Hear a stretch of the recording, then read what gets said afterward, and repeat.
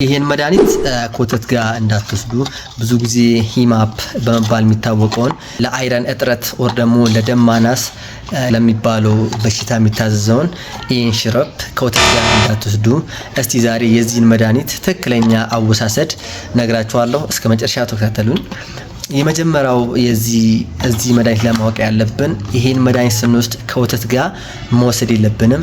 ለሚባል ወተት ውስጥ ያለው ከፍተኛ የካልሲየም መጠን ወተት ሽሮፕ ውስጥ ያለውን አይረን ወደ ሰውነታችን እንዳይገባ ያደርጋል ማለት ነው። ወይም ወደ ሰውነታችን አብዞርብ እንዳይሆን ስለሚያደርግ ከወተት ጋር መውሰድ አይቻልም ማለት ነው። ከወተት ጋር ብቻ ሳይሆን ካልሲየም ሪች የሆኑ ምግቦች ካልሲየም ወደ ሰውነታችን የሚገባውን አይረን እንዳይገባ አብዞርብ እንዳይሆን ስለሚያደርጉ ማለት ነው።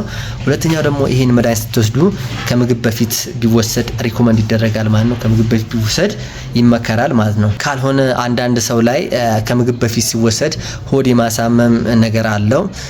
ምግብ ከተበላ ከሁለት ሰዓት በኋላ ቢወሰድም ችግር የለውም ማለት ነው። ቫይታሚን ሲ ካላቸው ምግቦች ጋር ቢወሰድ አሪፍ ነው። ላይክ እንደ ብርቱካን እና ሎሚ ማለት ነው። ስለዚህ አሁን ይሄ መድኃኒት ወይ ደግሞ ሂማፕን ስንወስድ መውሰድ ያለብን ብርቱካን ጁስ ጋር ብንወስድ ሪኮመንድ ይደረጋል። ሌላው ደግሞ ውሃ በደንብ ቢጠጣበት አሪፍ ነው ማለት ነው።